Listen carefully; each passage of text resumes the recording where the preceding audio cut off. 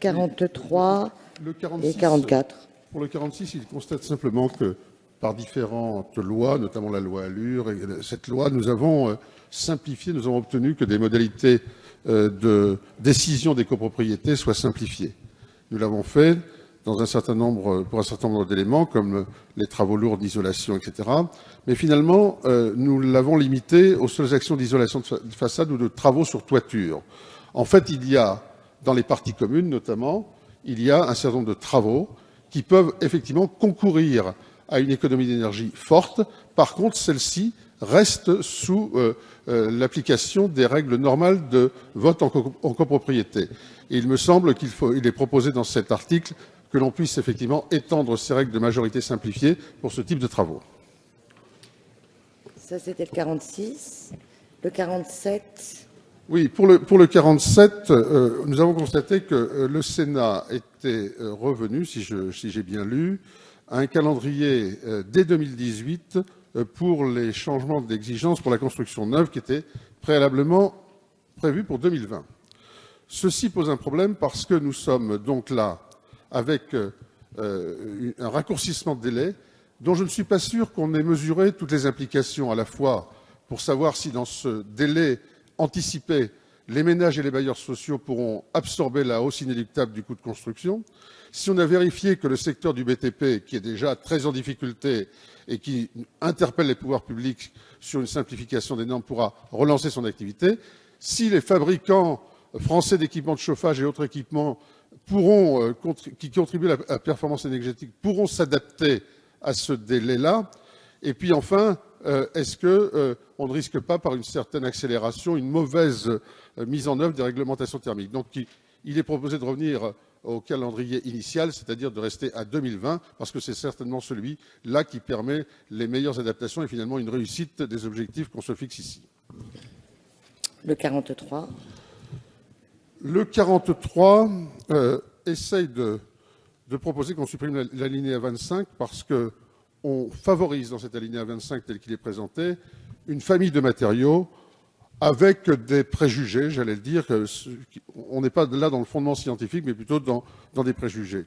Et je crois qu'il faut effectivement distinguer, se dire qu'il n'y a pas de bons ou mauvais produits dans l'absolu. Il y a des produits adaptés à des projets, à des types de performances. Et donc, c'est bien encore peut-être dans le domaine de l'étude globale que l'on pourrait trouver une solution et non pas simplement dans l'affirmation ici d'une famille de matériaux qui serait plus adaptée que les autres. Le 44 est une forme de repli. Le 44 est un peu dans la même veine sur le fait de favoriser des familles de matériaux.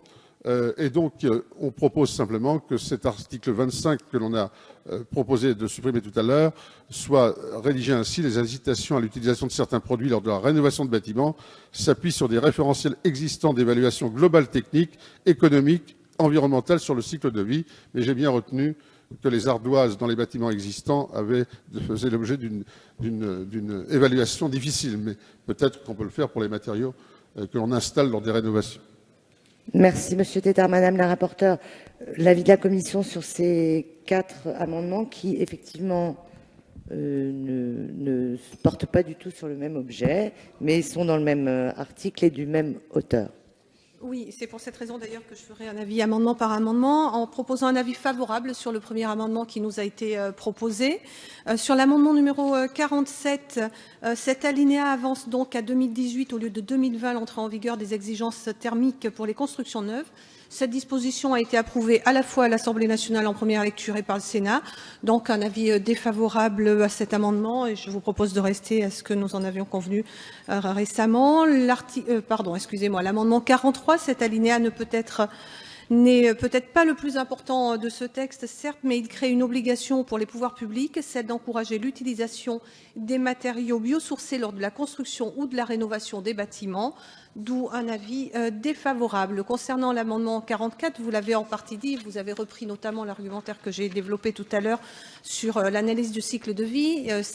Cet amendement n'est pas vraiment normatif dans la mesure où il se borne à décrire et rappeler une situation de fait, à savoir que les incitations à l'utilisation de certains produits s'appuient sur les référentiels et les connaissances existants. ce qui semble être assez évident. Et d'autre part, comme je disais tout à l'heure, je reprends ce que j'ai déjà eu l'occasion de dire sur les analyses en termes de cycle de vie de produits, les difficultés qu'on peut rencontrer à l'heure actuelle, d'où un avis défavorable. Madame la ministre. Merci Madame la Présidente. Donc, sur l'amendement 46, donc je trouve que c'est un excellent amendement. Donc je vais émettre un avis favorable, même si dans certains cas, il y a des travaux qui sont des travaux d'isolation, mais qui comprennent aussi des travaux annexes qui ne sont pas des travaux d'isolation. Mais globalement, on crée dans ce texte la notion de travaux embarqués. Par définition, c'est le travaux principal. Donc si l'isolation, enfin si l'efficacité énergétique, c'est les travaux principaux, le cœur de la dépense, bien évidemment, les travaux annexes embarqués seront aussi soumis à ce vote simplifié. Donc je pense que ça va vraiment dans le sens de la transition énergétique et c'est un excellent amendement. En revanche, sur tous les autres, pour les mêmes raisons que évoquées par la rapporteure, j'émettrai un avis défavorable. Monsieur Tétard. L'avantage de présenter 4 amendements en série permet de faire des statistiques immédiates, donc je constate 25% d'avis favorables. Mais simplement, j'aurais aimé monter à 50% parce que je ne suis pas certain que le fait que l'on maintienne le 2018 au lieu du 2020, je veux bien vous croire. Simplement, est-ce qu'on a fait, sur les chapitres que j'ai indiqués, les évaluations qu'effectivement les industriels pourront s'adapter, qu'on ne freinera pas la construction neuve pour les bailleurs sociaux, etc. par ailleurs. Moi, si on me dit que tout cela a été fait dans une étude d'impact et que c'est avéré, je n'ai aucun problème à rester une statistique de 25%, mais je n'en suis pas sûr.